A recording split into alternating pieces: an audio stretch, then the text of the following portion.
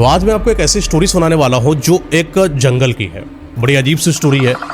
आपने कई बार जंगलों की कहानियाँ तो सुनी होंगी, लेकिन एक जंगल में मंदिर हो और मंदिर के अंदर शमशान घाट हो और बहुत अजीब सी चीज़ है। कई बार जो शमशान होता है वो मंदिर से किनारे पर बनाया जाता है, लेकिन मंदिर के अंदर ही शमशान घाट का हो जाना, आखिर वजह क्या रही होगी, क्या कारण रहा होगा।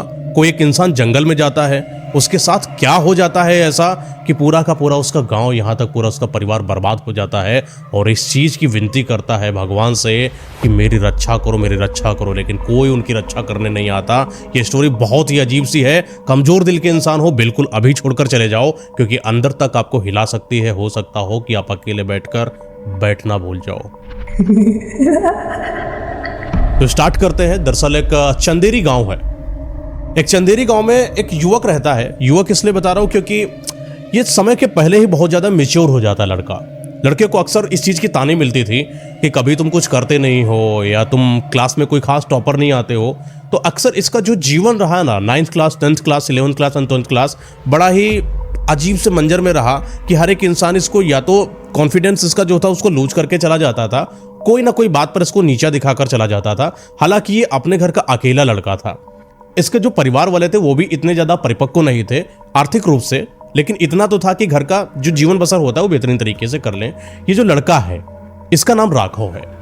राघव दरअसल इसके सपने बहुत ज़्यादा होते हैं। कई लोगों को आपने देखा होगा जो बातों बातों में बहुत ज़्यादा बड़ी बड़ी बातें फेंक देते हैं। फेंकने की इसके अंदर आदत थी, लेकिन असल बताऊं कि जो फेंकने की आदत इसके अंदर थी, शायद ये कुछ उन सपनों को पाना चाह रहा था या कुछ इसकी हरकत या पागलपन का इशारा था, कुछ तो था। लेकिन इस लड़के को उन लड़कों से अलग बनाता था जो उस गांव के सामान्य लड़के थे। ये जो राघव है, राघव को आप इस कदर से सोच सकते हो, इसका जो शरीर है बड़ा सुडौल है, बहुत मजबूत आदमी है। मतलब और बातें ऐसी करता है कि कई बार लगे कि आप इसके साथ चले जाओ तो दुनिया आपको हल्की लगने लगे, कमजोर लगने लगे, इतना मजबूत आदमी। और ये मजबूती में कोई कोई बातें ऐसे बोल देता था कि लोग इसको मजाक में पागल घोषित कर देते थे। 12th क्लास हो जाता है तो उसका मन करता है कि या तो कुछ पढ़ाई लिखाई करा जाए, क्योंकि पापा का मन है कि या तो भैया कुछ खेती बाड़ी कर लो। बटाई वटाई लेकर ये काम करते थे लोगों के यहाँ पर। लेकिन उस समय गवर्नमेंट जो जॉब थी, कोरोना का समय चल रहा था, उसके कुछ समय पहले की बात है, लोग गवर्नमेंट जॉब की तैयारी करा करते थे। तो अपना राघव भी तैयारी किया करता था। कन्फ्यूजन होती स्टार्टिंग में कि आप करोगे क्या नहीं करोगे। लेकिन इसको क्लियर हो जाता है कि मुझे वन विभाग की कोई एक ऐसी जॉब आने वाली है जिसकी अगर मैंने तैयारी कर ली तो मैं अगर निकल गया तो जिंदगी सफल हो जाती। क्योंकि कई लोगों को इसने सुना हुआ था कि फलाने वन विभाग में लगे हुए हैं और ज़्यादा जाना वाना नहीं पड़ता है, अपना गए वहीं पर मस्ती से रहे, खाने पीने का भी गवर्नमेंट बहुत अच्छा ख्याल रखती है। और इस वजह से इसके दिमाग में इतना सेटल था कि मुझे वन विभाग में नौकरी चाहिए। तैयारी करना चालू कर देता है। किस्मत की बड़ी कृपा रहती है इसके ऊपर, वन विभाग में इसका सिलेक्शन हो जाता है। घर आता है, मम्मी पापा को अपने बारे में बताता है कि भैया, पापा, मम्मी, ये मेरा सिलेक्शन हो चुका है। लेकिन बस दिक्कत एक बात की है कि जो अपना गांव है इससे कम से कम 850 किलोमीटर की दूरी पर एक जंगल है जहां पर इसका मुख्यालय है और उसी मुख्यालय में रहकर ही वन की देखरेख करना होगा। ये इसकी एक तरीके की जॉब होती है। तो घर वालों को कहीं ना कहीं थोड़ा सा अजीब लगता है कि एक लड़का जो उनके घर में खुद तो अकेला ही है और वो बाहर जाके तैयारी करेगा, कैसे करेगा, क्या करेगा, पता नहीं। अच्छा, लेकिन गाँव में एक बड़ी प्रथा है, इस चीज़ की प्रथा कहूँ या उनका विचार है कि लड़के की अगर नौकरी वोकरी लग जाती है तो उसके दिखवा बड़े आने लगते हैं। शादी हो जाए बच्चा की, बढ़िया दहेज वहेज भी मिल जाए। तो ऐसा चलने लगा इनके यहाँ कि वन विभाग में लड़के की शादी लग गई है, फलाने की बिटिया है और लड़का भी अच्छा है, तो शादी का रिश्ता यहीं पर तय कर लिया जाए। तो उसने बोला कि लड़के ने कि अभी रुक जाते हैं, एक बार हो के आते हैं, वहाँ का जो हाव है लेकर आते हैं, राव, अगर सही लगा तो ठीक है, वरना इतनी दूर रहकर अपने परिवार को छोड़कर इन चंद रुपयों को कमाने के बहाने अपनी ज़िंदगी तो नहीं न्यौछावर करने से राम है। तो उसका ऐसा मन था, थोड़ा जुड़ाव रखता था परिवार से। कई बार जितने भी मोहल्ले वाले लोग थे, अभी लेटेस्ट में जब पता चला वन विभाग में लग गया, बोले ये तो पागल था, इसको हम लोग मजाक उड़ाते थे, बताओ इतनी बड़ी जॉब लग गई, जो कि कुछ ही विरले लोगों की लगती है। तो हालांकि बहुत कुछ सब कुछ हो जाता है, सिलेक्शन हो जाता है, ज्वाइनिंग लेटर आ जाता है, सेटल कर दिया जाता है कि कहाँ पर मतलब जाना है। तो तैयारी वैयारी होती है, ये अपना बैग पैक करता है और गाड़ी से निकल जाता है उस जंगल के लिए। ये जंगल जैसे छत्रकुंडा नाम का एक जंगल रहता है, ये बहुत ही भयावह भी है और थोड़ा अजीब भी। ये जंगल कहा जाता है कि इस जंगल में जब भी कोई इंसान जाता है या तो बहुत ज़्यादा निडर होना चाहिए या उसके अंदर इतनी पावर तो होनी चाहिए कि कम से कम 20-25 लोगों का ग्रुप लेकर चले। अकेले यहाँ पर अगर कोई इंसान जाता है तो अपने जीवन से हाथ धो बैठता है, क्योंकि यहाँ पर जो डर है वो जंगल के जंगली जानवरों का नहीं बल्कि कुछ अजीब भूतिया आत्माओं का है। लोग डरते हैं जंगल में आने जाने से। वहीं गवर्नमेंट को भी इस चीज़ का अंदाजा है और इशारा और संकेत भी है कि यह जंगल कुछ तो अजीब है। यहाँ का मुख्यालय भी बड़ा अजीब है और रहने वाले कई सारे जो अधिकारी रहे वन विभाग के अंदर, उनका भी कई बार के एक्सपीरियंस हैं जो बताते हैं उनके एक्सपीरियंस बहुत अच्छे तो नहीं रहे। कई बार कहा गया कि लोगों को कुछ अजीब सी आवाज़ें आती सुनाई पड़ी। एक तो अधिकारी था जो वहाँ पर वॉशरूम बनाया हुआ था गवर्नमेंट के द्वारा ही, वो वॉशरूम करने जाता है, कोई बाहर से दरवाज़ा बंद करके चला जाता है, वो भी तब जब रात में कोई नहीं था कार्यालय के अंदर, और वो दरवाज़ा बंद करके कौन जाता है, ये आज तक गुत्थी सॉल्व नहीं हुई। और जब वो बाहर निकलता है, सुबह होती है, और जो दूसरे सदस्य उनके लोग होते हैं वो जब आके दरवाज़ा खोलते हैं तो पता चलता है कि वो बेहोशी हालत में है। और जब बेहोशी हालत से होश में आते हैं उनसे पूछा जाता है, पता चलता है दरवाज़ा केवल कोई अंदर से बंद करके चला गया था। लेकिन उसके बाद 3 या 4 दिन के बाद उनकी मृत्यु भी हो जाती है। ये रहस्यमय मौतें एक नहीं है, हर एक मौत की अपनी कहानी है। हालांकि कई कहानी अगर जोड़ दूंगा तो बहुत बड़ी बात हो जाएगी। मैं सीधा आपको राघव की उस स्टोरी पर लेकर चलता हूं जहां राघव की जिंदगी जो बड़ी खुशहाली के साथ चल रही थी वो किस तरीके से बदबत्तर होती है उस जंगल में जाने पर। वो सफर मैं आपको आज सुनाता हूं। राघव को जो वन विभाग के अंदर जाना था, दरअसल वो 23 अक्टूबर का समय था। अच्छा, ये जो 23 अक्टूबर का समय था, ये एक ऐसा उसके लिए होता है ना, कई लोगों की जिंदगी में कुछ अपने नंबर होते हैं, कुछ अपने डेज होते हैं जो बड़े बुरे होते हैं, लेकिन उसको भी अगर कोई पार कर देता है तो बड़ा, या तो वो महारथी होता है या उसके ऊपर किसी की किस्मत की तार होती है। राघव के जीवन में आज तक कभी ऐसा नहीं हुआ। इसका 23 अक्टूबर हमेशा ही बुरा जाता था और किस्मत भी देखो 23 अक्टूबर को ही आज इसको वन विभाग में जाना है। इसको मन में आ गया यार जाना तो नहीं चाहिए, क्योंकि वो दिन जो मेरे लिए आज तक अच्छा नहीं हुआ और फिर इतनी दूर आना, इसके पापा मम्मी लोगों को पता था कि मेरे बेटे का 23 अक्टूबर उतना बेहतरीन नहीं होता है। तो पापा से बोला कि पापा क्या लगता है जाना चाहिए? तो पापा ने बोला कि बेटा डरना क्या, लग गई है, ऐसे तो दिन बहुत आते जाते हैं, खराब होते हैं, कुछ अच्छे बनाए जाते हैं, तुम जाओ, जो होगा देखा जाएगा। कठोर दिल से बोलते हैं, कॉन्फिडेंस खत्म नहीं करना चाहता है। तो राघव पहुंच जाता है 23 अक्टूबर की वही शाम को पहुंचता है जहां पर इसको वन के अंदर प्रवेश लेना है। पहुंचते पहुंचते 6:30 बज गया। गाड़ी बीच घने जंगलों में जहां पर कोई आता जाता नहीं है, अजीब सी उबड़ खाबड़ सड़कें हैं। वो सड़कें ही नहीं, जैसा लगता है जैसे कई गाड़ियां बार बार वहां पर गई तो वो जो घास थी वहां की छिल गई और उन गाड़ियों के जो दो टायर होते हैं, टायर के निशान से सड़क को पहचान करी जा रही हो। यानी कि कोई प्रॉपर एक सड़क नहीं थी, वो बस एक बनी हुई थी, वहां से लोग आते जाते थे। और जाते जाते राघव उस गाड़ी में बैठा हुआ है। जिप्सी गाड़ी थी, बंद गाड़ी थी, और उसके अंदर चलते लगभग 1 घंटे का सफर होता है। जंगल पूरा, अभी जंगल की शुरुआत से 1 घंटे तक का सफर हो चुका है, लेकिन अभी जंगल के उस जगह पर नहीं पहुंचे जहां पर असल में उनका मुख्यालय है। एक दूर से एक चमकती हुई कुछ रोशनी दिखाई पड़ती है। तो ड्राइवर से पूछता राघव, लगता है भाग गए। तो ड्राइवर बोलता है कि भैया रात का समय है और आपको कुछ जलती या कुछ अजीब सी चीज़ें दिखाई पड़े तो ये मत समझना कि यहाँ पर कोई है, क्योंकि इतने घने जंगलों में कोई आता जाता नहीं है और मुझे पूरा अंदाजा है कि अभी हम लोग अपने मुख्यालय तक नहीं पहुँचे हैं। लेकिन ये बात राघव को ऐसा दिखा कि वो कार्यालय जैसा कुछ तो है, कुछ तो भवन जैसा बना हुआ है जहाँ पर कुछ लोग हैं, ऐसा इसको दिखाई पड़ा। इसने एक बार फिर से अपने ड्राइवर से बोला, भैया क्या सच में नहीं आए क्या अभी तक? उसने बोला आप बात मत करें, यहाँ शांत रहिए, शांत रहकर ही चलिए, क्योंकि मेरे सामने आप बात मत करिए, मुझे बड़ा डर लगता है। एक तो आप पीछे बैठे हो, बोल देते हो, अजीब सी आवाज़ आ जाती है आपकी और मुझे वैसे भी डरावनी लगती है। तो राघव चुप हो जाता है। तो ऐसे चलते अभी 20-30 मिनट और हो चुका है।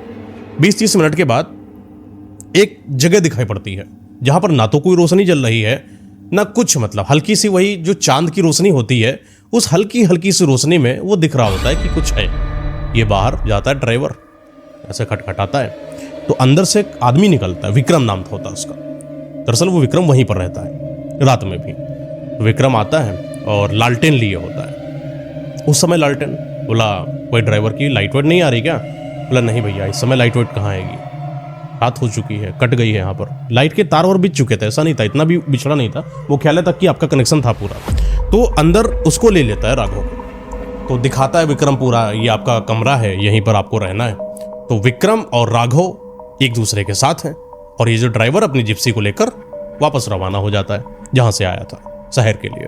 तो ये दोनों आपस में बैठे होते हैं, बातचीत करते हैं। बड़ा अजीब सा दुर्गंध जैसा पूरा मुख्यालय है, पुराना सा।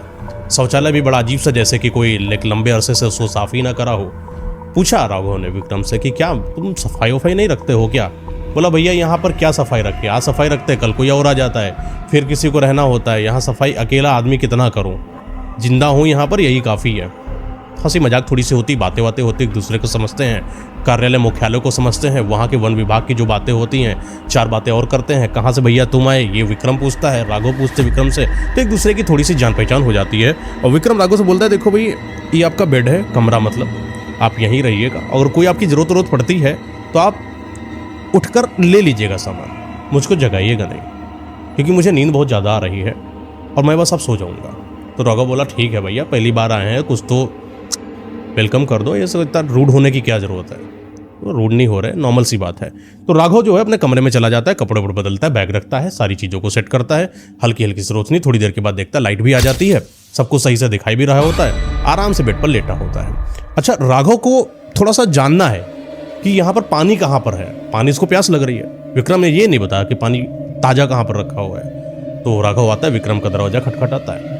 तो विक्रम अंदर से निकलता, बोला बोला था भाई सो जाने दो यार आज तो कम से कम। तो बोला कि पानी कहाँ है? तो विक्रम कहा पानी चलो तुमको दिखाते हैं। थोड़ी दूर पर एक टोटी लगी है, वहाँ से पानी कैसे निकलता है सब दिखा देता है। अच्छा, विक्रम पूछता है राघव से कि तुम्हें डर नहीं लगता है अकेले? तो राघव बोलता है कि डर, ये क्या होता है? मतलब डर, भूत प्रेत आत्मा, कोई ऐसी बुरी शक्ति जो आपके आसपास हो और आप उसको देखकर भयभीत हो जाए। तो राघव बोला कि ये डरावनी चीज़ें मेरे सामने बात ही मत करो। गांव का डिठल्ला आदमी मैं, लाशों को रखने वाला, शमशानों में अकेले पड़ने वाला, और तुमको पता है चिता में रखकर मैंने भूंज कर खाई हैं रोटियां। ऐसे हवाबाजी तो उसके अंदर पहले से ही थी। बोला एक बार चिता थी और उसके ऊपर हम बैठ के पूरी हड्डी निकाल लाए, दे दिया, कुत्तों को खिला दिया था। तो विक्रम भी कह रहा है कि पागल है थोड़ा सा, क्या पता निडर भी हो। अच्छा, जब आप किसी निडर आदमी के साथ रुकते हो ना, तो आप थोड़े से अगर डर आपको लगता है ना, तो आपका डर खत्म हो जाता है और आप भी थोड़ा निडर हो जाते हो। तो विक्रम भी थोड़ा निडर हो जाता। विक्रम को लग गया कि राघव आया है, चला डर खत्म हो जाएगा, ऐसा कोई आदमी आया कि कम से कम डर और लगेगा तो सट से बुला लेंगे। विक्रम राघव से बोलता है अच्छा ठीक है, मानता हूँ कि आपको डर नहीं लगता, लेकिन एक चीज़ को याद रखिएगा, अकेले रात में जंगल में मत जाना। रात का समय होता है तो बहुत ऐसी चीज़ें हैं यहाँ पर जो अजीब हैं, विषम परिस्थिति पैदा कर देने वाली हैं, जो देखने में तो बड़ी लुभावनी से लगेंगी। हो सकता हो कि कई बार कोई इंसान आए और आपको बुलाए और अपने पास लेकर जाने की कोशिश करे, लेकिन ये समझ लेना कि इस पूरे मुख्यालय में सिर्फ हम और तुम हैं।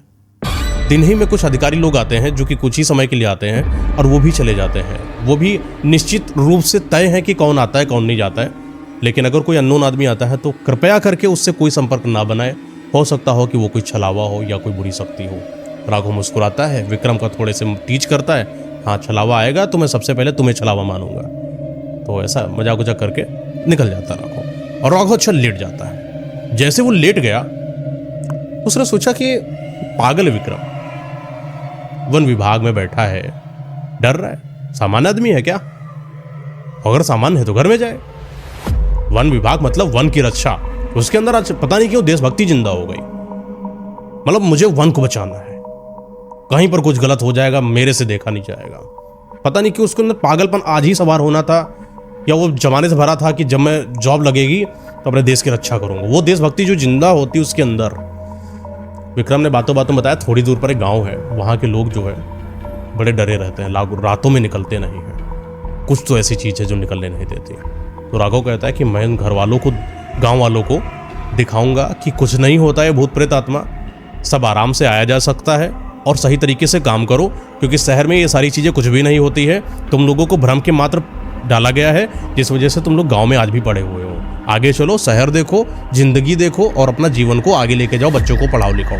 ये इसका मोटिव जिंदा होता है कि गांव वालों को नई सीख देकर जाऊंगा। तो राघव चला, रात ही में उठता है, डंडा रखा होता है बगल में। डंडा क्यों? क्योंकि जानवर हो सकता है भाई, अपनी सेल्फ सुरक्षा। एक गन बंदूक है, वो डालता है और निकल लेता है जंगल में। जैसे लंबे लंबे डग्गों से उन पूरे जंगल के पेड़ों की जो पत्ते हैं नीचे गिर चुके हैं, सूखे पत्तों में जब इसका पैर पड़ता, वो जो पैरों में फड़फड़ाहट की आवाज़ आती, हल्की सी पत्तों की सुरसुराहट की आवाज़ आती, कई बार सुर की आवाज़ ऐसी लगती जैसे सिर से कुछ निकल गया हो। इसको पता था, क्योंकि ये गांव का आदमी और बागों में रहने वाला, इसको पता था सांप, बिच्छू, चिड़िया, अजीब सी चीज़ सब रहते हैं। तो जब भी कोई सुर से आवाज़ आती ये पीछे पलट कर देखता, तो इसको महसूस होता यहाँ पर तो कोई नहीं, हो सकता हो कोई जानवर हो। कभी इसके पैर के ऊपर से कोई से सरसराती हुई चीज़ निकली, सांप होगा, हो सकता हो, लेकिन ये चीज़ अभी इसको भय नहीं दे रही। थोड़ी दूर के बाद ये चलता रहता है और वन के एक कोने में पहुंचता है, जिस कोने में जब ये जिप्सी से आ रहा था वहां पर जलती हुई वो लाइट और वहां के कुछ लोग इसको दिखाई पड़े। और जब इसने ड्राइवर से पूछा तो ड्राइवर ने बोला ये सब मत देखो, बेकार चीज़ें हैं। कि वहां पर पहुंच जाता है और देखता है कि कई सारे गांव वाले हैं जो एक दूसरे के घर के बाहर मतलब पहरा दे रहे हैं। पहरा क्यों दे रहे हैं पता नहीं, किस चीज़ का पहरा है, ना कोई सिक्योरिटी है, सारे गांव वाले मिलकर ही एक दूसरे की हिफाजत कर रहे हैं, ऐसा क्या है। लेकिन इस बात को पूछता नहीं है, सिर्फ देखता है, कुछ ही बुरा नहीं होता है तो आगे चल देता है। थोड़ी ही दूर पर वहां पर एक मंदिर है और उस मंदिर में एक अजीब सी दुर्गंध जैसी कोई आ रही थी, फ्रेग्रेंस आ रही थी।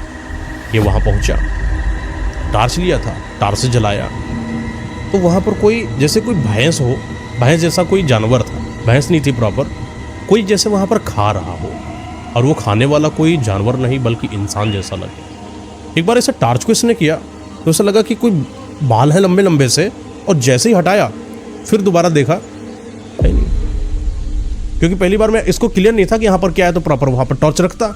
लेकिन जब पता ही नहीं, एक बार रखा, हल्की सी झलक पड़ी, दोबारा देखने गया, तो उसको बड़ी चीज अजीब लगी, ये हुआ क्या। तो जैसे वो दोबारा देखता है उसको कुछ दिखाई नहीं पड़ता है। तो ये चीज इसके लिए बड़ी अजीब सी, ये जानवर तो है, कोई खा भी रहा है, लेकिन ये है कौन, ये मुझे देखना है। फिर टार्च लगाता है, बड़ी तेज चिल्लाता, कौन है, कौन है, आवाज देता है, लेकिन वहां पर कोई आवाज का जवाब देने वाला कोई नहीं।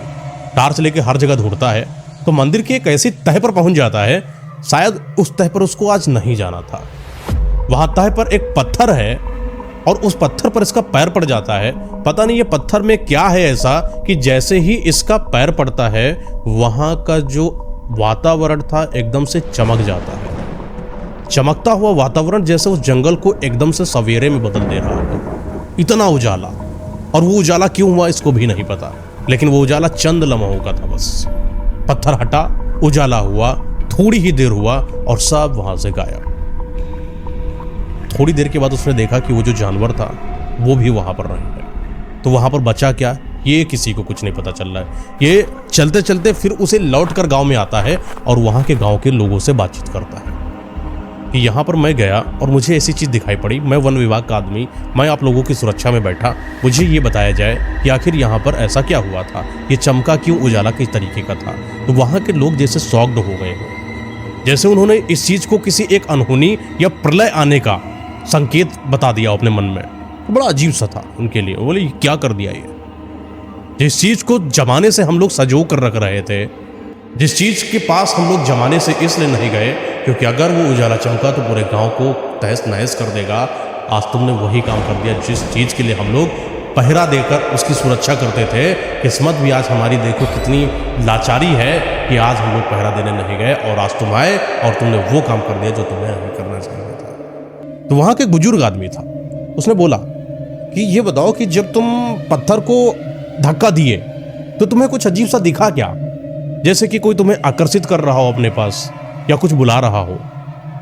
तो राघव बोला कि हाँ कुछ लगा मुझे, एक जानवर था उसको कोई खा रहा था, वो कोई इंसान था, लेकिन जब पलट कर मैंने टार्च दिखाया तो वहां पर कोई नहीं दिखाई पड़ा। लंबे लंबे से उसके बाल थे, बस पीछे से मैंने बालों को देखा। उस बाबा ने बोला ये कोई बाल वाला इंसान नहीं था बल्कि एक प्रेतात्मा है। ये प्रेतात्मा का वो स्वरूप है जो बार बार लोगों को आकर्षित करता है कि उसके पास आए और उस पत्थर को खोलने की कोशिश करे जो आज से 100 साल पहले से दबा कर रखा गया है। दरअसल यहाँ पर हमारे गांव में एक आदमी रहता था, वो आदमी का दिमाग इतना खराब हो जाता है कि वो तांत्रिक बन जाता है, तंत्र विद्या के में इतना ज़्यादा निपुण हो जाता है कि वो जो चाहता था वो कर लेता था। दरअसल वो किसी लड़की से प्रेम करता था और जब उसको पा ना सका तो उसने तंत्र विद्या का सहारा लिया, उस लड़की के ऊपर तंत्र विद्या करा, उसके सारे घर वालों को मार दिया, यहाँ तक गांव की अन्य लड़कियों पर उसकी बुरी नज़र पड़ने लगी और उनके परिवार वालों को ख़त्म करके उनके लड़कियों के साथ संभोग करता। उसके संभोग करने का तरीका भी ऐसा था कि वो पूरे चौराहे पे उस लड़की को अर्धनग्न करता और अर्धनग्न करने के बाद धीरे धीरे कपड़ों को उतारता और कपड़ों को उतार के पूरे समाज के बीच में उस लड़की के साथ बलात्कार करके उसको वहीं पर फेंक देता और अपने मंत्रों की शक्ति से उसको जलाकर राख कर देता और उसके बाद ये कहाँ गायब हो जाता कहीं पता नहीं चलता। इतना खतरनाक आदमी था। तब यहाँ पर वन में से चलते चलते एक बाबा जी आए हुए थे, उन्होंने हम लोगों को बचाया था और इसकी आत्मा को अपने कब्जे में लेकर यहीं एक मंदिर है जहां नीचे शमशान घाट खुद से बनवाया गया था। ये क्योंकि शमशान घाट, जिस शमशान घाट की मैं बात कर रहा हूं वो असल में शमशान घाट नहीं था, यही ले जाता था उनके आदमियों को, मारता था, गाड़ता था। इसका अपना बनाया हुआ खुद का शमशान घाट था। कई लोगों के अपने घर होते हैं, कई लोगों का अपना शमशान घाट होता है, इनका शमशान घाट था। शमशान घाट के ऊपर उन्हीं बाबा जी ने एक मंदिर का निर्माण कराया था और उनका मानना यह था कि अगर यहाँ पर मंदिर का निर्माण हो जाता है, इस शमशान घाट को इसने स्वतः ही निर्माण करा हुआ है, उसका कहीं ना कहीं खंडर हो जाएगा और खंडर होने के बाद अगर इसकी आत्मा को यहीं पर मंदिर में बने हुए एक पत्थर के नीचे गड्ढा खोद कर अगर इसको रख दिया जाए और उसके ऊपर पत्थर को रख दिया जाए तो इसकी आत्मा को भी इसी मंदिर और शमशान घाट के अंदर कैद करा जा सकता है और दोबारा अगर कोई इसको ना खोले तब तक ये आत्मा कभी भी यहां से आजाद नहीं हो सकती है। तो ये कहानी गांव वालों ने इनको बताई, तो बोला इस तरीके से इसको यहां पर कवर किया गया था, लेकिन आपने आज पत्थर को खोल दिया है, इसका मतलब ये आने वाला समय में विनाशकारी होगा, ये फिर से आएगा। ये होता है कि नाग को तुम अगर एक पत्थर मारते हो तो फनिहा नाग जो होता है ना, जिसको आपने मारा है, वो डबल तरीके से दुश्मनी लेता है तुमसे। यही इनके साथ हुआ कि जिसको इन्होंने कैद कराया था इन गांव वालों ने, आज तो वो समझिए बदला लेने के लिए तैयार है वो आत्मा। फिर वो कोई साधारण आत्मा नहीं, एक ऐसी आत्मा जो तंत्र विद्याओं में निपुण है, एक ऐसी विद्या जो कोई शायद आसानी से ना जान पाए, जो आत्माएं भी भूल जाएं। इस आत्मा ने इतनी सिद्धि करी थी ये कभी भूलेगी नहीं। कालांतर तक इसकी वो यादें, वो तंत्र मंत्र की विद्याएं जितनी भी हासिल करी इसने, कालांतर तक जब भी ये रहेगा इस साम्राज्य के अंदर, इस ब्रह्मांड के अंदर, तब तक ये यादें, ये तंत्र हमेशा इसके साथ रहेगा। और जैसे ही वो उजाला होता है, वो उजाला इस चीज का संकेत है कि आने वाले सारे लोग जितना भी उजाला लेकर बैठे हैं सब खत्म होने वाला है। ये चीज उनके बाबा ने बताया। बहुत कुछ ऐसी बातें हुई उन लोगों के बीच में जिसका निष्कर्ष ये निकलता है कि अब अपनी सुरक्षा कैसे करा जाए, आखिर अपने आप को बचाया कैसे जाए। तो सारे गांव वाले एक साथ इकट्ठा होते हैं और दौड़ के उसी मंदिर में जाते हैं जहां पर वो पत्थर रखा था। बाबा को कुछ एक प्रक्रिया पता थी। उनको ये पता था कि अगर वो जो पत्थर हटा हुआ है वहां पर कोई एक मंत्र है जिसको अगर बोलते रहा जाए तो आत्मा वहां पर प्रकट होती है और उसको एक बार दोबारा कंट्रोल करा जा सकता है, जिसका ताबीज उनके बाबा जी के पास था। वो पहले वाला बाबा जी थे जो सब करके गए थे, उन्होंने सब इनको शिक्षा दे रखी थी कि अगर ऐसा होगा, शायद उनको अंदेशा था कि होने वाले समय में अनहोनी घटेगी, उसका विकल्प दे गए थे। तो सब लोग गांव वाले वहां पर पहुंच जाते हैं, उसी मंदिर के जहां पर पत्थर रखा है वहां पर वो रगड़ के मंत्र को पढ़ रहे हैं। एक लंबे समय के बाद फिर से वो उजाला होता है। ये उजाला जैसे आगों से लिपटा हुआ हो। एक उजाला चमकदार होता है, एक उजाला लाल नुमा होता है। उस उजाले में जैसे कोई आग की लपटें बहक रही हो, इतना गर्म कि वहां के लोग जैसे झुलस से जाए। और वो वहां पर आत्मा आती है और उनके सामने खड़ी हो जाती है और बार बार उसको बोलती है कि जो तुम कर रहे हो सब के सब यहां से चले जाओ, वरना सबको मैं राख कर दूंगी। रूंगी आत्मा दूंगी बोल रही है। यह सबसे बड़ी अजीब सी चीज थी। जबकि जो आत्मा वहां पर बंधेज में थी वो कौन था? पुरुष था। यानी कि यहां पर वो आत्मा नहीं आई है जिस आत्मा का बुलावा करा गया है, यह आत्मा कोई और है। थोड़ी देर के बाद और मंत्रों का उच्चारण करा जाता है। एक नहीं, दो नहीं, तीन नहीं, बल्कि हजारों के तादाद में आत्माएं आती गई और कोई महिला आ रही है, कोई लड़की आ रही है, कोई पुरुष आ रहा है, लेकिन वो नहीं आ रहा है जिसके लिए ये सब करा जा रहा है। बहुत बार जब मंत्रों का उच्चारण होता गया, पूरे गांव वाले साथ में उस मंत्र का उच्चारण करने लगे। एक समय के बाद फिर से वही उजाला हुआ जो बड़ा श्वेत हुआ, जो बिल्कुल भी आगनुमा नहीं था, और उस उजाले के साथ वो आत्मा आती है जो असल में थी, जिसका बुलावा करा जा रहा था, जिसका आह्वान करा जा रहा था। वो आत्मा आती है और उसके ऊपर ये ताबीज फेंकने की कोशिश करते हैं बुजुर्ग आदमी जो बाबा जी थे। लेकिन वो इतनी बड़ी गैंग बनाकर लेकर आया था कि वो ताबीज जैसे ही फेंकता है उस आत्मा के ऊपर, बीच की कई आत्माएं मिलकर उस ताबीज को ले लेती हैं और अपने आप को राख कर देती हैं, लेकिन मेन आत्मा को जिंदा रखती हैं। इतनी तादाद, इतनी बड़ी सेना लेकर वो आया था। तो इससे ये तो स्पष्ट हो जाता है कि अब वो जो आत्मा है वो जीवित है और है इस संसार में। अब जो करने वाली है वो सच में बहुत बुरा करने वाली है। सारे गांव वाले भयभीत हो जाते हैं, सब अफरा तफरी भागने लगते हैं, क्योंकि इतनी आत्माएं, कोई किसी के ऊपर, कोई किसी को फेंक रही, कोई किसी को पटक रही, कोई किसी का सर पकड़ के लड़ाई दे रही है, कोई किसी को पेड़ के ऊपर ले जा रही, वहीं से गिरा दे रही है। और ये सब राघव देख रहा है। अचानक खटखट खटखट की आवाज होती है। राघव दरवाजा खोलता है, बोला उठ जाओ भैया। मतलब ये सो रहा था। राघव अभी तक जो भी देखा सब सपने में देखा, रियल में इसके कुछ नहीं था। तो एकदम से हड़बड़ाया। विक्रम बोला क्या क्या क्या हुआ, क्या हुआ, कितना हड़बड़ाए क्यों हो? बोला कि पता नहीं, मुझे एक अजीब सा सपना आया। बोला कि अभी तो तुम्हारा पहला दिन हुआ है, अभी तो तुम्हें सपने आया, भी देखो क्या क्या मिर्गी, बेहोशी, दौरा सब आएगा, रुके रहो अभी। तो राघव बोलता है क्या पागलों वाली बातें कर रहे हो, पहले समझो तो आज सपना जो आया है बड़ा अजीब सा सपना था। तो विक्रम पहले तो मजाक करता है, लेकिन फिर उसके उन बातों में जो नरमी थी, जो शुष्क बना था, जो सीरियस बना था, उसको देखकर वो बोलता है अच्छा बताओ हुआ क्या।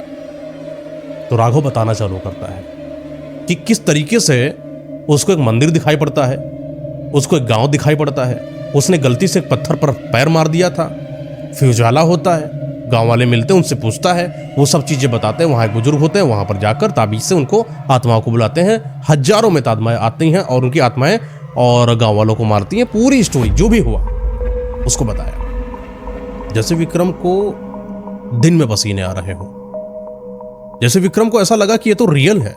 बोला क्या बात करो राघव, ये तो सच में है। एक मंदिर है यहां पर थोड़ी सी दूर पर, उस मंदिर में आज भी लोग पहरा देते हैं रात के समय, दिन के समय, क्योंकि वहां पर सच में एक पत्थर है, जिस पत्थर को अगर कोई पैर से मार दे, हाथ से मार दे, यानी उस पत्थर को अगर कोई खिसका दे तो यहां पर विनाश हो सकता है। ये पूरे वन को कोई आकर आग लगा सकता है, पूरे गांव को मार सकता है। और ये बात सच है कि रात में गांव में लोग पहरा देते हैं। और ये बात भी सच है कि वहां पर कोई एक आदमी आया था बाबा रूप का, जिसने वहां पर एक शमशान घाट के ऊपर मंदिर बनाया था। ये इतना सच इंसिडेंस नहीं होता, ये इतना सच एक संकेत होता है। किसी एक अनजान आदमी को जो आज तक कभी उस वन के बारे में इतना ना जाना हो और एक सपने के माध्यम से इतना सब कुछ दिखा दिया गया हो, क्या किसी आत्मा का यह प्रचंड माया जाल था?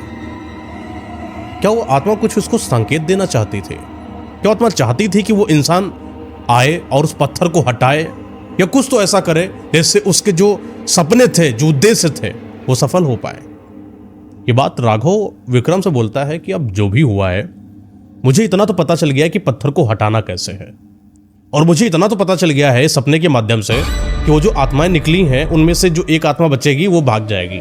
मतलब इसको ऐसा लग रहा है शायद इसने बहुत ज्यादा पिक्चरें देख ली है, या पता नहीं क्या देख लिया है, या लोगों से सुन लिया इतना। इसको लग रहा है कि ये जो सपना हुआ है ये प्रीव्यू है, ये इसको पहले से दिखा दिया गया है, अब असल में इसके साथ ये होने वाला है। ये बेवकूफ था दिमाग का, मती मारी गई थी इसकी, जो उसने इतना सब कुछ सोच लिया था। ये उठता है और विक्रम का सहारा लेता है। सुबह हो जाती वही, अपना थोड़ा सा नाश्ता वास्ता करता है। अच्छा, इन लोगों के नाश्ते करने के तरीके भी अलग थे। सांप को काट के खा जाना, जानवर को मार देना, उसको खा लेना, कच्चा खा लेना, मतलब उस तरीके की नहीं है कि बढ़िया पराठा सब्जी बना बना के खा रहे हैं। जिस तरीके से जीवन बसर कर पाओ वहां पर मारो काटो जीवित रहो, बस ऐसी संस्था है वहां पर। तो विक्रम और राघव सुबह के समय निकल लेते हैं उस मंदिर के तलाश में, जो कि विक्रम को तो पता था, राघव को नहीं पता था। और राघव विक्रम के पीछे पीछे चलता चला जाता है मंदिर की तलाश में। मंदिर मिलता है, वहां पर रुकता है, महसूस करता है कि असल में यहां पर ऐसा ऐसा क्या क्या है। चप्पे चप्पे को नापता है, हर एक चीज को देखता है, उस पत्थर को बड़े गौर से देखता है और बड़ा शॉक्ड होता है मन से कि पत्थर बिल्कुल हूबहू वही है जो सपने में दिखाई पड़ा। जैसे मंदिर के ऊपर वो रखी हुई जो टहनी है, जो आज अभी पेड़ से गिरकर नीचे गिरी है, हूबहू बिल्कुल सपने में वैसी रखी थी। लगता है कि वो जो दृश्य कल का दिखाया गया ना हो, बल्कि जो आने वाला कल है उसके पहले का ही रखा हो, ये कि जैसे यहीं पर सब कुछ होने वाला है जो उसने सपने में देखा है। थोड़ी दूर पर गांव जाता है। गांव में लोग हैं वहां पर। रात का समय होता है, शाम के 7 से 8 बज जाते हैं आसपास, और सच में गांव में लोग पहरा दे रहे होते हैं। हर एक मंजर का इंतजार करता है जो उसने मंजर सपने में देखा, हर चीज अपने आंखों से देखना चाहता है। एक दिन तो सिर्फ ये देख कर चला आता है। विक्रम से बातें करते करते, यार तुम्हें नहीं लगता कि गांव वाले ऐसे अगर करते रहे तो कब तक अपनी इस संस्कृति को बचाएंगे? इनको भी कभी ना कभी तो इस पत्थर को हटाकर और इस प्रथा से दूर हो जाना चाहिए और अपने काम में लगकर अपने जीवन को देखना चाहिए। ये कब तक अपना जिंदगी यहीं पर बर्बाद करेंगे? विक्रम, मैं तुम्हें बोलता हूं, मैं इनको निकालूंगा। मैं इनको इस ढकियानुसी ख्यालात जो ये बनाकर बैठे अपने मन में, बहुत प्रेत है यहां पर, पत्थर के नीचे आत्मा, क्या बात कर रहे हैं? सवाल ही नहीं पैदा होता। मैं हटा कर देखूंगा और अगर आत्मा हुई तो मैं अपने ऊपर ले लूंगा, अपने को मार दूंगा, लेकिन मैं गांव वालों की रक्षा करूंगा। देशभक्ति इसके अंदर अलग लेवल की। राघव विक्रम आते हैं, रात में सोते हैं। अभी तक कोई कुछ नहीं हुआ, सिर्फ मुआयना निरीक्षण चल रहा है। रात में फिर एक सपना आता है राघव को। ये सपना फिर उस मंदिर का है। ये मंदिर में आज सपना दिखाया जिस तरीके से है कि आज राघव विक्रम को भी लेकर वहां पर गया हुआ है, और उस सपने में यह भी प्रतीत हो रहा है कि विक्रम को किसी ने मार दिया है। जैसे पीछे कोई एक अजीब सी साया हो और उस साये ने अपने आघोष में विक्रम को ले लिया हो और उसको उड़ाती उड़ाती आसमान की तरफ निकल गई हो और विक्रम फिर कभी वापस ना आया। ऐसा सपने में दिखाई पड़ा। यह सपना थोड़ा सा तो भयावह था, लेकिन राघव को यह भी पता था मन ही मन कि शायद कुछ तो अलग था, क्योंकि तुरंत इसकी आंख टूटती है, तुरंत ये समझता है कि यह बस सपना था, यह असल सच्चाई नहीं है। सुबह उठता है, फिर विक्रम से बोलता है कि आज मैं इस वाली पूरी प्रथा का भंडाफोड़ करने वाला हूं, सब खत्म कर दूंगा, लेकिन एक नई चीज निकाल कर पहुंच जाता है गांव वालों से बात करता है कि किस तरीके से तुम लोग जो है एक ऐसी प्रथा में फंसे हुए हो जो प्रथा लोगों को सिर्फ बर्बाद करती है। तुम लोग अपनी संस्कृति के नाम पर अपने आप को बर्बाद कर रहे हो। ये कुछ नहीं है, मंदिर के नीचे सिर्फ एक पत्थर है, जैसे तुम्हारे घर के आसपास पत्थर पड़े हैं। इन पत्थरों को हटाने से भला कोई शक्ति आकर तुम्हारा सर्वनाश क्या कर सकती है? और फिर इतने सारे लोग एक साथ मिलकर मार नहीं सकते क्या? ये बात कुछ इस तरीके से बता रहा है जैसे कि किसी जानवर को मारने की बात कर रहे हो। गांव वाले बोल रहे हैं कोई नया शहरी पपलू आया है, इसको क्या पता भी आत्माएं, भूत प्रेत, ये राक्षस, कुष्मांडा, ब्रह्म राक्षस, ये सब क्या होता है। तो गांव वालों में से थोड़ा सा सज्जन आदमी निकले, भैया आप अपना काम करें, वन विभाग की ही देखरेख करें, कभी आपको जरूरत हो तो मुझे जरूर याद करिएगा, क्योंकि जिस तरीके से आपके ख्यालात हैं लगता नहीं कि आप हमारी मदद करेंगे, हम लोग ही आपकी मदद करेंगे। अभी तो आप शांति से जाएं और मंदिर में लगा हुआ पत्थर को हटाने की बिल्कुल भी कोशिश मत करिएगा। लेकिन ये मानता नहीं है, ये जाता है मंदिर का पत्थर हटा देता है गांव वालों के कहने पर भी, और जैसे ही पत्थर हटता है उजाला नहीं होता, पूरा मंदिर भर भर भर भर भर भर करके गिरने लगता है। जैसे वो मंदिर में लगी हुए वो मिट्टी की दीवारें जब भर भर भर भर करके नीचे गिरती हैं, एक धुंध सा हो जाता है, वो धुंध एकदम से विशाल होता चला जा रहा है। पूरे शमशान घाट के अंदर गड्ढे होते चले जा रहे हैं जो उसने अपना खुद का बनाया था तांत्रिक ने। उन गड्ढों में से अजीब सा काला काला धुआं निकलता चला जा रहा है, वो भी एक नहीं, कम से कम हजारों की तादाद में। जैसे गांव वालों के ऊपर एक अलग ही लहर हो जो माया जाल हो। अब गांव वाले एकदम बेहोश से पड़े हुए हैं, कोई एक दूसरे से बात तलक नहीं कर सकता, क्योंकि किसी को होश ही नहीं है कि वहां हो क्या रहा है। सिर्फ है तो विक्रम और राघव। एक सच में एक आत्मा सी आती है, एक अजीब सी काला साया जो सिर्फ काला है, सिर्फ काला सा धुआं है। वो क्या है, न दिख रहा है, न बाल है, न नाखून, न कुछ है, और विक्रम के इर्द गिर्द नाचता है और विक्रम को आसमान मुड़ा कर लेकर चला जाता है। और वापस विक्रम सच में नहीं आता। ये राघव सिर्फ इस मंदिर को देखता है और देखकर इस चीज को दंग रह जाता है कि जो उसने सपने में देखा ये तो रियलिटी कुछ उससे अलग है। अब राघव गांव वालों का ये मंजर देखकर और ही ज्यादा अंदर से दुखी हो गया, क्योंकि जिस चीज को वो संवारने के लिए चला था आज उनके सामने सब मूर्छित पड़े हुए हैं। पता नहीं वो मूर्छित भी हैं या जान से हाथ धो बैठे हैं, यह भी नहीं पता चल पा रहा है।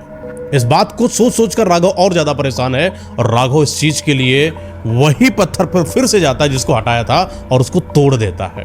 और जैसे उस पत्थर को तोड़ देता है, एक अजीब सी आवाज आती है, ये तुमने क्या कर दिया, कि बस तुम्हें यही नहीं करना था। जैसे कि वो आत्मा जो है जो यहां से निकल गई है उसकी जान अभी पत्थर के अंदर बसी थी।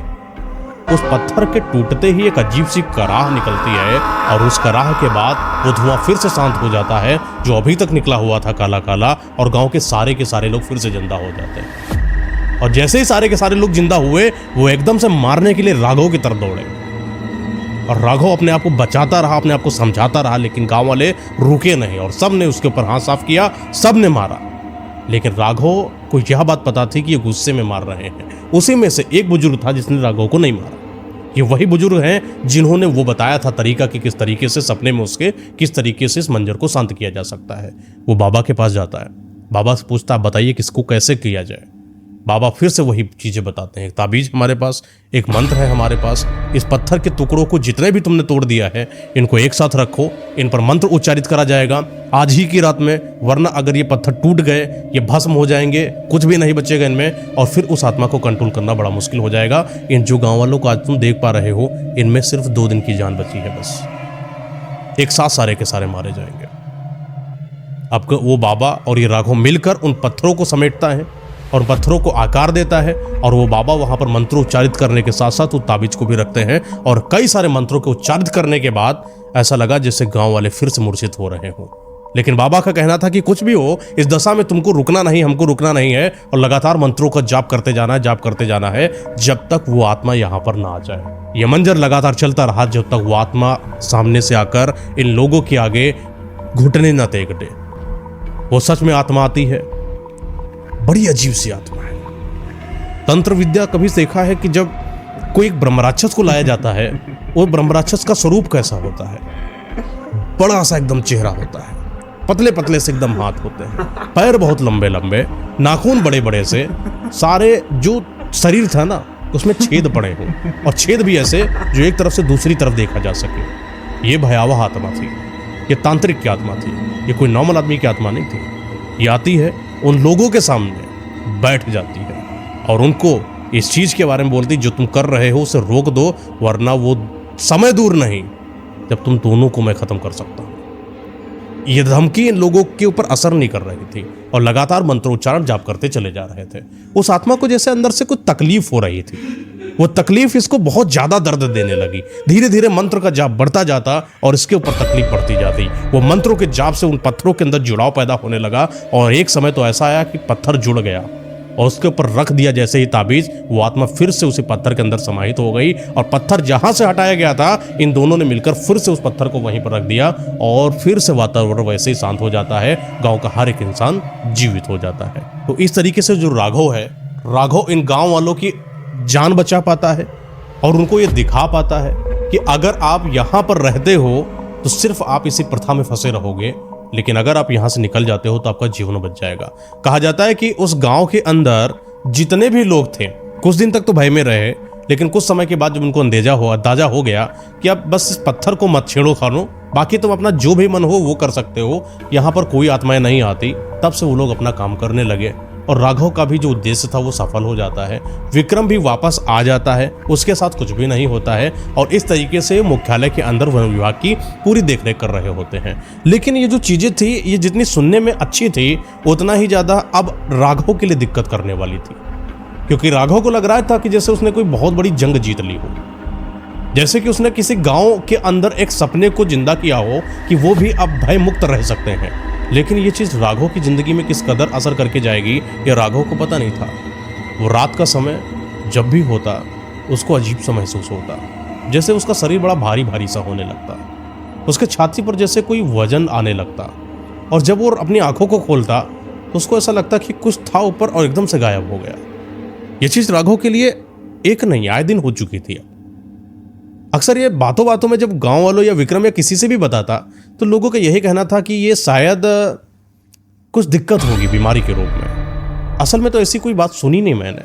अगर कोई आत्मा होती तो अगर उसको विनाश करना होता अब तक करके चली गई होती, लेकिन सिर्फ आकर सीने पर बैठ जाना और वहां से चले जाना जैसे ही आंखें खोलो, ये कुछ और है। ये आत्माओं का खेल नहीं हो सकता। लेकिन ये सच में कोई आत्मा थी जो राघव को रात भर परेशान करती थी और रात भर सोने नहीं देती थी। समय और गुजरता है, वो समय दीपावली का आता है। दीपावली के आसपास की बात है। वन विभाग से छुट्टी लेता है और ये अपने घर की तरफ जाता है। जैसे ही अपने घर में पहुंचता है तो लोग इसको देखकर पता नहीं क्यों अजीब सा बिहेव करने लगे, क्योंकि अब राघव जैसा नहीं दिखाई पड़ता है। राघव की शक्ल बदल चुकी है। उसकी शक्ल में अजीब सा कुछ चेहरा था जो बड़ा खुरदुरा सा हो चुका था। स्किन पूरी खराब हो चुकी थी। जो उसका सुडौल शरीर था वो भी बेकार सा हो गया था, जैसे कि बहुत दिन से खाया सोया ना हो, आंखें अंदर धंस सी गई हूं, कुछ ऐसा लगने लगा था। अभी ज़्यादा समय नहीं हुआ था उसको जॉब करते करते, लेकिन इतने ही समय में ऐसा लगने लगा कि जैसे वो 10 साल और ज़्यादा बुजुर्ग हो रहा हो। घर पहुंचता है, घर के अंदर इसके माँ बाप थे, और माँ बाप को ये भी पता था कि मेरा बेटा है ये बहुत दिनों से सोया नहीं होगा, शायद इसलिए ऐसा हो चुका है। तो बोले कि अब तुम नहीं जाओगे कहीं पर, कुछ दिन तक यहीं पर रुको, सही हो जाओ, उसके बाद ही कोई काम करने के लिए जाओगे। दीपावली का समय है, आराम से सब लोग दीपोत्सव एंजॉय करते हैं। इस तरीके से राघव ने जो है सारे गांव वालों की रक्षा करी, और गांव वालों के दिल के अंदर जो भय था उस भय से उनको मुक्त करा और गांव वालों को आज़ाद करा, और बहुत सारी नई बातें बताई। गांव वाले आज खुश हो चुके हैं। बस इतनी सी बात है कि इस पत्थर को नहीं हटाना है, और बाकी आराम से, न पहरा देने की जरूरत है, न कोई देने की जरूरत है, न कोई रात में आत्माएं आती हैं, न कोई चोर चौपट्टे आते हैं, कुछ नहीं। सब लोग खुशहाली से अपने जीवन गुजर बसर करने लगे। लेकिन जितना अच्छा सब लोगों का चल रहा था, उससे कहीं ज्यादा बुरा राघव के साथ होने लगा। ये राघव जो मसीहा बन के निकला था लोगों की रक्षा करने के लिए, शायद इसको इस बात का अंदाजा भी नहीं था कि मसीहागिरी इसके लिए कब नर्क बन जाएगी पता नहीं चलेगा। ये वापस मुख्यालय आता है, कई रात रुकता है, 2-4-5 दिन तो कुछ नहीं पता चलता, लेकिन 6वें 7वें दिन कुछ इसको ऐसा लगता है कि जैसे इसके कमरे से कोई आवाज आ रही हो, जैसे इसके कमरे के बाहर लगी खिड़की पर कुछ थपथपा रहा हो, जैसे इसके कमरे के अंदर ही जो बेड पड़ा हुआ है, बेड की चारपाई जैसी थी, उसके नीचे कोई हो जो नीचे से धक्का लगा रहा हो, और कई बार ये उठ जा रहा हो। इसको बार बार अंदाजा हो रहा था कि मेरे साथ कुछ अलग हो रहा है, वो नहीं हो रहा है जो सामान्य था। अभी तक के जीवन में ये कुछ अलगाव जैसा लग रहा है। घर के अंदर ही, कमरे के अंदर ही दुर्गंध आने लगती, कमरे के अंदर ही चिल्लाने की आवाज आने लगती, कमरे के अंदर ही ऐसा लगता कि जैसे कोई इसको खींच रहा हो दरवाजे की तरफ, जैसे कोई बुला रहा हो। कई बार सपनों में बार बार, जब भी इसको, पहली बात इसको नींद नहीं आती, और जब भी इसको नींद आती ऐसा लगता कि कोई उसी पत्थर की तरफ इसको आकर्षित कर रहा हो, कोई बार बार इसको बुलावा दे रहा हो कि आओ मेरे पास, आओ मेरे पास। ये जैसे ही बाहर जाता, आओ मेरे पास, ये आवाज आती, और फिर ये अंदर आ जाता। ये बात इसने कई लोगों से बोला, लेकिन लोगों ने कहा कि ऐसा कुछ भी नहीं हो सकता है, अगर कुछ होगा तो अपना बचाव बस इतना है कि अपने आप को कमरे के अंदर रखो, कहीं पर बाहर मत जाना। लेकिन वो आकर्षण, वो आवाज, वो मधुरता, यह पता नहीं क्या लगाव था कि एक दिन की बात है, रात का वही 12 से 3 बजे का समय बजता है, और राघव को नींद नहीं आ रही थी। एक आवाज आई, आओ बाहर आओ राघव, आओ बाहर आओ। दरवाजा ये खोलता है, बाहर जाता है, आओ बाहर आओ, आओ बाहर आओ करते करते ये कब उसकी आवाज के पीछे पीछे मंदिर के पास चला जाता है, और मंदिर के उसे पत्थर के पास खड़ा हो जाता है। और वो मंदिर के पास जैसे ही गया और उसने देखा उस पत्थर को, और उसकी नजर वहां पर जैसे ही पड़ी, वो पत्थर वहां से गायब हो गया।